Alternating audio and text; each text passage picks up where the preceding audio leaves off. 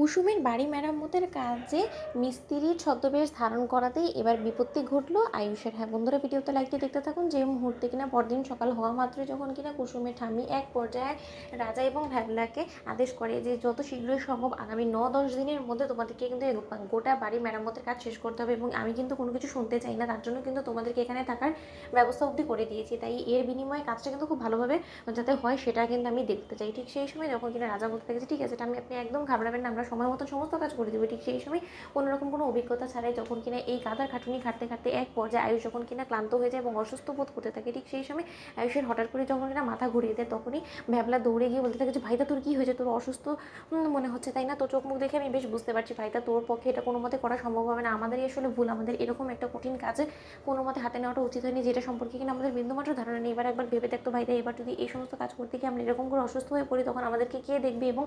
এতে করে তো এক পর্যায়ে জাদুকর বিরক্ত হয়ে আমাদেরকে বাড়ি পাঠিয়ে দেওয়ার জন্য উঠে পড়ে লাগবে, এবং যদি একবার ঠাম্মি জানতে পেরে যায় তাহলে তো ঠাম্মি আমাদেরকে কাছ থেকে বের করে দেবে, তখন আমরা কী করি বা জাদুঘরের বাড়িতে থাকবো বলতো। ঠিক সেই সময় কুসুম যখন কিনা বলতে থাকে যে তাহলে বিপত্তি একটা বাঁধিয়েছেন তাই তো, আপনাদের দেখেই তো মনে হচ্ছে, তা অসুস্থ কী হয়েছে ছোটো সাহেব নিশ্চয়ই। ঠিক সেই সময় ভ্যাবলা যখন কিনা বলতে থাকে যে আসলে কুসুম কোনো মতেই তো ভাইদা এই সম্পর্কে আইডিয়া নেই, তার জন্য ভাইদা এই সমস্ত গাধার খাটুনি খাটতে গিয়ে এক পর্যায়ে অসুস্থ হয়ে পড়েছে। ঠিক সেই সময় কুসুম যখন কিনা বলতে থাকে যে অনেক হয়েছে, এবার যদি আপনারা ভালোই ভালো যদি কলকাতা ফিরে যেতে না রাজি হন তাহলে কিন্তু আমি ঠাম্মির কাছে সমস্ত সত্যটা তুলে ধরতে বাধ্য হবো, আমি আপনাদেরকে বলে রাখলাম। ঠিক সেই সময় আয়ুষ যখন কিনা বলতে থাকে যে কী বলবে তুমি, যে আমরা চন্দননগর থেকে এসেছি এবং আমরা ইন্দ্রাণী গাঙ্গুলির ছেলে, তার পরবর্তীতে তোমার মান সম্মানকে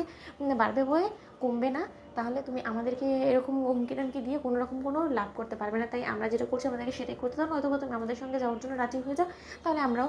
এই গাধার খাটুনি খাটাটা ছেড়ে দেবো। ঠিক সেই সময় কুসুম যখন কিনা বলতে থাকে যে অসম্ভব। ঠিক সেই সময় রাত গড়িয়ে আসা মাত্রই আয়ুষ যখন কিনা না খেতে হঠাৎ করে ঘুমিয়ে পড়ে, তখন কুসুমের ঠাম্মি যখন কিনা কুসুমের কাছে এসে বলতে থাকে যে আরে একটা জিনিস বুঝতে পারলাম না, ওই রাজা এবং ভ্যাবলা দুজনের মধ্যে কেউই নাওয়া খাওয়া সমস্ত কিছু ছেড়ে দিয়েছে, ওদের মনে হয় যথেষ্ট পরিমাণে ক্লান্ত লাগছে, তাই হয়তো বা না খেয়ে দিয়ে ঘুমিয়ে পড়েছে। ঠিক সেই সময় কুসুম যখন কিনা বলতে থাকে কী হলো ব্যাপারটা, তারা না খেয়ে দিয়ে কেন ঘুমিয়ে পড়লো। ঠিক সেই সময় কুসুম যখন কিনা এক পর্যায়ে রাজার ঘরে গিয়ে দেখতে পায় যে ভ্যাবলা রাজাকে জলপট্টি দিচ্ছে। ঠিক সেই সময় কুসুম বলতে থাকে যে তার মানে ছোটো সাহেবের জ্বর ভাতিয়ে বসেছে, এবার ছোটো সাহেবকে সেবা যত্ন করে সুস্থ না করতে পারলে তো ছোটো সাহেব আরও বেশি অসুস্থ হয়ে পড়বে, তখন আমি কী করবো। ঠিক সেই সময় কুসুম যখন কিনা তার শর্তেও নিজেকে বাধা দিয়ে যখন কিনা নিজের ঘরে চলে আসে, অন্যদিকে কুসুমের কোনো মতে ঘুম না আসাতে কুসুম যখন কিনা এক পর্যায়ে আয়ুষের কথা ভাবতে ভাবতে ফের একবার রাতের অন্ধকারে সুযোগটাকে কাজে লাগায় আয়ুষের কাছে ছুটে যায়, এবং সেখানে আয়ুষের গা জ্বরে পুড়ে যাচ্ছে, এই সমস্ত কিছু থেকে নিজেকে আটকাতে না পেরে এক পর্যায়ে আয়ুষের গায়ে যখন কিনা জলপট্টি দেওয়া থেকে শুরু করে মাথা ধুয়ে দেওয়া সমস্ত কিছু করতে থাকে। ঠিক সেই সময় ভ্যাবলা বলতে থাকে যে আমি আর তোমাদের মধ্যে কাবাব মেয়ে হাড্ডি হবো না, আমি এখান থেকে বরঞ্চ চলে যাই, তুমি বরঞ্চ জাদুঘর গোটা রাত আমার ভাইদের সেবা যত্ন করে আমার ভাইটাকে সুস্থ করে তোলো, তোমারই স্বামী ভবিষ্যতে হবে, তুমি সমস্ত কিছু করো। তো বন্ধুরা লাইক এবং শেয়ার করে সাবস্ক্রাইব করতে ভুলো না।